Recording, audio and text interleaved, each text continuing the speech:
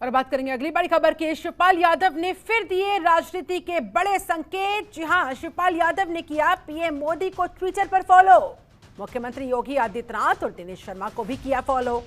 शिवपाल सिंह यादव इससे पहले पीएमओ को फॉलो किया करते थे, सीएमओ के ट्विटर हैंडल को फॉलो किया करते थे, लेकिन अब उन्होंने पर्सनली जिस तरह से पीएम नरेंद्र मोदी के साथ साथ मुख्यमंत्री योगी आदित्यनाथ को फॉलो किया, दिनेश शर्मा को फॉलो किया, उसके बाद ये क्या संकेत मिलते हुए, इस पर बात करने के लिए हमारे साथ हमारे news director SN Dwivedi ji जुड़ चुके हैं। द्विवेदी जी, ये तमाम संकेत शिवपाल सिंह यादव के बीजेपी को ज्वाइन करने की अटकलें तेज करते हुए, ऐसे में सवाल उठता है कि क्या वाकई में साइकिल से उतरकर कमल थामने जा रहे हैं शिवपाल सिंह यादव?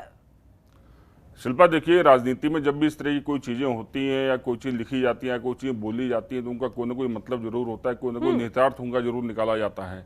और शिवपाल सिंह यादव को हम लोग देख रहे हैं चुनाव के बाद से लगातार जिस तरह से उनके जो बयान, तो हालांकि उनका कोई नहीं आया, जिस तरह उन्होंने इसके पहले योगी आदित्यनाथ से मुलाकात की थी, इसके अलावा उन्होंने मुलायम सिंह यादव से दिल्ली आके मुलाकात की थी, क्योंकि आपको याद होगा जिसमें इनकी समाजवादी पार्टी की जो बैठक बुलाई गई थी, विधायक दल की बैठक बुलाई गई थी, उसमें शिवपाल यादव को आमंत्रित नहीं किया गया था और ये बहाना दिया गया था कि वो उनकी प्रसपा जो पार्टी उसके अध्यक्ष हैं, इसलिए उनको नहीं बुलाया गया। हालांकि वो जो चुनाव लड़े थे वो समाजवादी पार्टी के टिकट पर चुनाव लड़े थे, तो वो एक मतलब आधिकारिक तौर पे वो समाजवादी पार्टी के विधायक ही कहलाएंगे, उसके बाद भी उनको नहीं बुलाया गया था। तो जिस तरह से भतीजा और चाचा के बीच की जो रार है, जो 2017 में शुरू हुई थी, वो अभी तक कहीं से भी खत्म होती नहीं दिखाई दे रही है। और आज जिस तरह से आप ये पूरा घटनाक्रम आप देख रहे हैं, जिस तरह से मोदी को फॉलो किया है, दिनेश शर्मा को फॉलो किया है, तो जाहिर सी बात है इसके जो संदेश हैं वो काफ़ी दूरगामी संदेश हैं और ऐसा माना जा रहा है कि आने वाले समय में शिवपाल कुछ ना कुछ ऐसा बड़ा कदम उठा सकते हैं जो कि शायद अखिलेश यादव के लिए ठीक ना हो।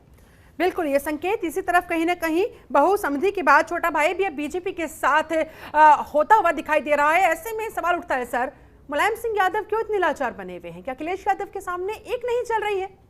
कुंडा लगातार टूटता जा रहा है। शिल्पा, बिल्कुल, देखो, ये जो मुलायम सिंह की जो लाचारी की बात है, उसमें सबसे बड़ी बात यही, जिसमें 2012 में चुनाव हुआ था, वो चुनाव पूरी तरह से मुलायम सिंह यादव के नाम पे था और मुलायम सिंह यादव के नाम पे चुनाव जीता गया था। लेकिन मुलायम सिंह ने अपनी जो सत्ता है, अपना जो उत्तराधिकार है, वो अखिलेश यादव को सौंप दिया था। शायद अखिलेश यादव को ये समझ में नहीं आया कि छोटी उम्र में बड़ी चीजें कैसे संभाली जाती है। शायद उसी का परिणाम ये रहा कि 2017 आते आते उनकी पार्टी भी टूट गई, उनका परिवार भी टूट गया। जो भाई हमेशा एक साथ रहते, तो शिवपाल हो या रामगोपाल हो या फिर मुलायम सिंह यादव हो, मतलब ये एक ऐसी तिगड़ी मानी जाती थी राजनीति के परिवार में, जिसको कोई माना जाता है कभी टूट नहीं सकती है।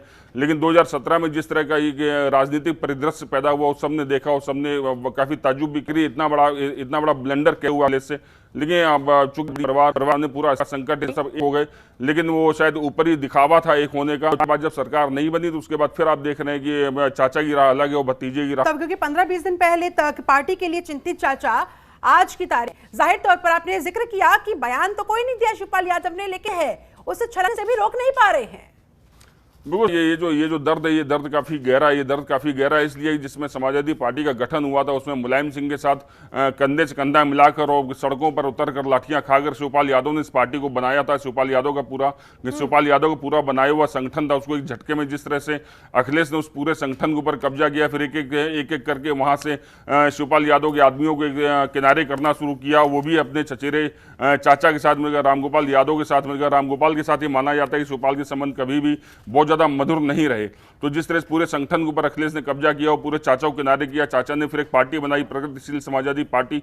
उसके बाद से माना जा रहा था कि अब शायद दोनों की राहें हमेशा जुदा ही रहेंगी, लेकिन कोशिश जरूर हुई है 2022 के चुनाव में, लेकिन वो कतई सफल होती नहीं दिखी। क्योंकि देखिए, ये ईगो टकराना ही था। ईगो इसलिए भी टकराना था कि शिवपाल यादव वो हैं जिन्होंने बचपन से अखिलेश यादव को पाल पोस के बड़ा किया, क्योंकि मुलायम सिंह यादव के पास कभी टाइम नहीं होता था अपने बेटे का ख्याल रखने का। तो शिवपाल यादव और उनकी पत्नी नहीं अखिलेश को बचपन से पाल पोस के बड़ा किया, इसलिए शिवपाल यादव के दिल में कहीं ये टीस ज्यादा गहरी है जो भतीजे ने उनके साथ किया है। बिल्कुल, कहीं ना कहीं 100 सीटों के ऑफर के बाद एक सीट का लॉलीपॉप हाथ में थमा देना और ऊपर से शिवपाल सिंह यादव के लाल यानी कि उनके बेटे आदित्य यादव को भी टिकट से महरूम कर देना, कहीं ना कहीं ये सारा दर्द इकट्ठा होता चला गया और आज वो क्या इसी वजह से मजबूरन बीजेपी के साथ जाने के लिए तैयार दिखा दे रहे हैं, क्योंकि जिस मान सम्मान की बार बार वो बात करते थे, जिसकी वो आस लगाए बैठे थे, वो उनके परिवार में या उनकी पार्टी में उन्हें मिल ही नहीं पा रहा। शिल्पा देखिए, शिवपाल यादव जिस उम्र के ढलाव पर हैं, जिस उम्र के पड़ाव पर हैं, उसके वहाँ पे उनके सामने अपने जो लड़के हैं आदित्य यादव, उनको सेटल करने की ज़्यादा बड़ी जिम्मेदारी, किस तरह से स्थायी वो अपने बेटे को किस तरह से अपने राजनीति में जमाते हैं, हाँ। वो ज़्यादा बड़ा प्रश्न है आज की तारीख में। और जिस तरह से मुलायम सिंह यादव की जो छोटी बहू है अपर्णा विष्ट यादव, जो बीजेपी में ज्वाइन किए कुछ दिन पहले, चुनाव के कुछ दिन पहले उन्होंने ज्वाइन किया था, उसके बाद से शिवपाल यादव को भी उम्मीद है कि शायद बीजेपी उनके लिए भी अपने दरवाजे खोलेगी और आने वाले समय में आदित्य यादव के लिए भी कोई न कोई सम्मानजनक रास्ता वो बीजेपी में तलाश सकते हैं। तो देखिए, अब बीजेपी किसी भी तरह से यादव परिवार के लिए अछूत नहीं रही है, जैसे पहले उसको अछूत माना जाता था, क्योंकि मुलायम सिंह यादव के दो ही राजनीतिक प्रतिद्वंदी थे, कांग्रेस थी और एक बीजेपी थी। हालांकि उसके साथ उन्होंने बीएसपी के साथ पहले गठबंधन भी कर चुके थे, इसलिए बीएसपी उतनी ज़्यादा अछूत नहीं थी। ये दोनों पार्टियां हमेशा से मतलब एक तरह से अछूत रही हैं समाजवादी पार्टी के लिए। जिस तरह से बीजेपी ने सेंध लगाई और अपर्णा यादव को अपने खेमे में किया, उसके बाद कहीं ना कहीं शिवपाल यादव को भी ये आशा जगी है कि वो आदित्य यादव के लिए भी कोई सम्मानजनक रास्ता बीजेपी के दरवाजे निकल सकता है। निश्चित तौर पर द्विवेदी जी, और मुलायम युग में लक्ष्मण की भांति शिवपाल यादव ने जिस तरह से हमेशा उनका साथ दिया, लेकिन अखिलेश के युग में उन्हें ना वो मान सम्मान मिल पाया और जिस सियासी संभावनाओं को वो तलाश रहे थे, ना वो संभावनाएं उनके हाथ लग पाई, ना उनके लिए हाथ से, ना उनके बेटे के लिए हाथ से। ऐसे में सर, बीजेपी को ज्वाइन कर लेना शिवपाल सिंह यादव का, समाजवादी पार्टी को छोड़ देना, ये कितना बड़ा झटका साबित हो सकता है अखिलेश के लिए, उनकी पूरी पार्टी के लिए, उनके पूरे परिवार के लिए? शिल्पा देखिए, कहीं ना कहीं इस चुनाव में जो थोड़ा बहुत जो अखिलेश को नुकसान हुआ है, वो इस चलते नुकसान हुआ है कि जो 2017 की जो लड़ाई थी 2022 में भी उसको जो पूरा समाज, जिनका यादव समाज, उसको भूल नहीं पाया था। उसको भी ये लग रहा था शायद ये चाचा भतीजे की दिखावे की एकता है, इसलिए वो जो एक मुश्त वोट जो इस तरफ आना था वो नहीं आ पाया था।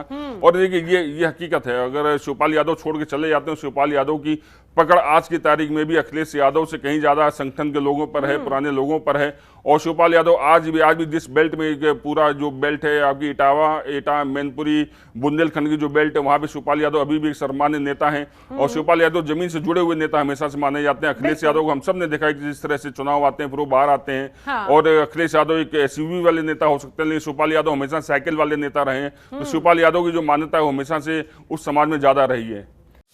खबरों के निष्पक्ष विश्लेषण के लिए सब्सक्राइब करें Jantantra TV and press the bell icon.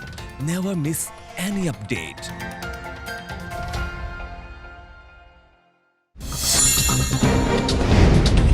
Download कीजिए जनतंत्र टीवी ऐप को, जो कि अवेलेबल है गूगल प्ले और ऐप स्टोर पर।